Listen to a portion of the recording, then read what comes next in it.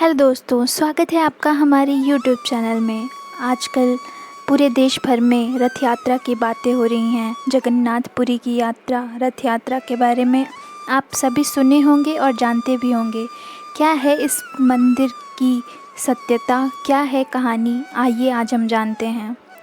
हिंदू धर्म की धार्मिक मान्यताओं के अनुसार धरती पर स्थित 4 पवित्र धामों में से एक है जगन्नाथपुरी, जो कि भारत के पूर्व में उड़ीसा प्रदेश के पुरी शहर में समुद्र तट के निकट स्थित है। पुराणों में धरती का बैकुंठ जगन्नाथपुरी को ही कहा गया है। जगन्नाथ भगवान की मूर्ति की स्थापना को लेकर ऐसी मान्यता है कि मालवा के राजा इंद्रदुमन भगवान श्री नारायण के परम भक्त थे। उन्हें स्वयं भगवान नारायण ने उनके सपने में दर्शन दिए और उनसे एक भव्य मंदिर बनवाने को कहा। भगवान नारायण ने राजा इंद्रदुमन को सपने में बताया कि तुम्हें पुरी के समुद्र किनारे पर तुम्हें एक लकड़ी का लट्ठा मिलेगा और उसी से तुम्हें उस मूर्ति का निर्माण करवाना है। इतना कहकर भगवान नारायण वहाँ से चले गए। इस मंदिर में भगवान विष्णु के अवतार श्री कृष्ण की प्रतिमा जगन्नाथ भगवान के रूप में, साथ ही इनके बड़े भाई बलभद्र और बहन सुभद्रा की मूर्ति भी इस मंदिर में स्थापित है। जगन्नाथपुरी के मंदिर में मूर्तियाँ पत्थर या किसी अन्य धातु की नहीं बल्कि पेड़ के तने को इस्तेमाल करके बनाई गई हैं। तभी से काष्ठ से बनी मूर्तियों की पूजा की जाती है हमारे देश में।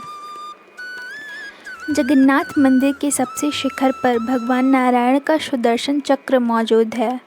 अष्ट धातु से निर्मित इस चक्र को नील चक्र भी कहा जाता है और ये इस तरह से निर्माण किया गया है कि इसको पुरी के किसी भी कोने से देखा जा सकता है और किसी भी दशा से देखो तो आपको ऐसा लगेगा कि इस चक्र का मुंह आपकी ही तरफ है।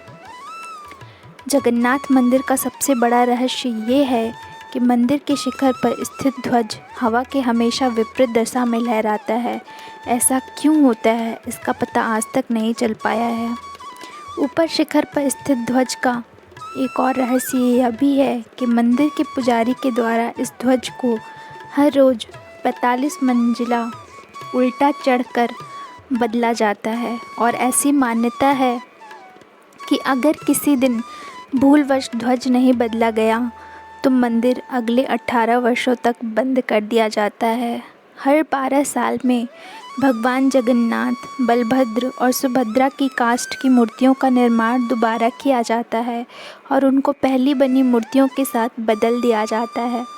आश्चर्य की बात तो यह है कि नई मूर्तियां बनने के बावजूद भी इनका स्वरूप, आकार, रंग रूप, लंबाई चौड़ाई सब कुछ एक जैसा ही रहता है। जगन्नाथपुरी मंदिर के रहस्य में आश्चर्यचकित कर देने वाला एक सबसे बड़ा रहस्य यह है कि वह ब्रह्म पदार्थ का होना। इस प्रक्रिया में भगवान जगन्नाथ व अन्य मूर्तियों को जब 12 वर्ष बाद बदला जाता है तो पूरे शहर में अंधेरा कर दिया जाता है और पूरे शहर की बिजली बंद कर दी जाती है। मंदिर में अंधेरा कर दिया जाता है और मंदिर की सुरक्षा चारों तरफ से पुख्ता कर दी जाती है। इसके पश्चात एक गुप्त अनुष्ठान नव कलेवर कराया जाता है और उसमें चुनिंदा पुजारियों की आंखों पर रेशम की पट्टियां बांधकर मंदिर में भेजा जाता है। इन मूर्तियों में से एक प्रकार का ब्रह्म पदार्थ निकाला जाता है जिसको आज तक किसी ने नहीं देखा। उसको नई मूर्तियों में सावधानीपूर्वक स्थापित कर दिया जाता है।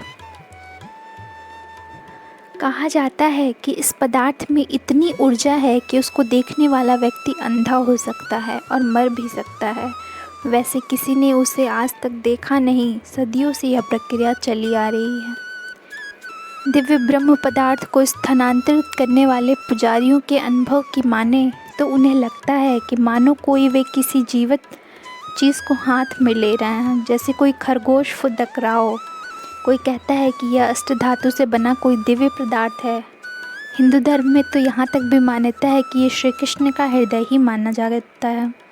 प्रसाद बनाने के लिए एक के ऊपर एक साथ बर्तनों को रखा जाता है और आपको जानकर हैरानी होगी कि जो पात्र सबसे ऊपर रखा होता है उसमें सबसे पहले प्रसाद बनता है, उसमें आँच सबसे पहले पहुंचती है, और जो सबसे नीचे रहता है उसमें भोजन सबसे बाद में बनकर तैयार होता है।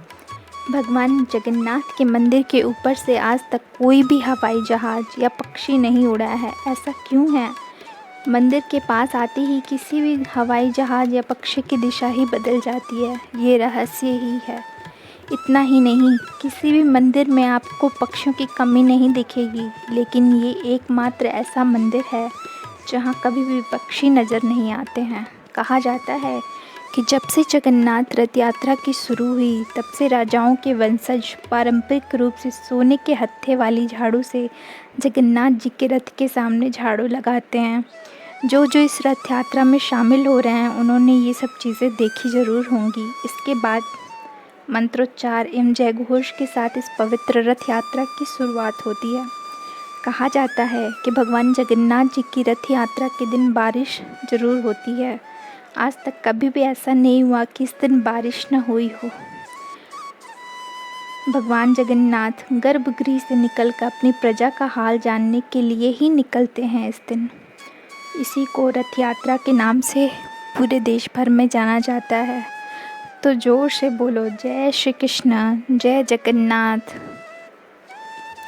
आज के लिए इतना ही। अब मैं आपसे इजाज़त चाहूँगी। मिलती हूँ नेक्स्ट वीडियो में। चैनल को सब्सक्राइब करना ना भूलें और लाइक ज़रूर करें।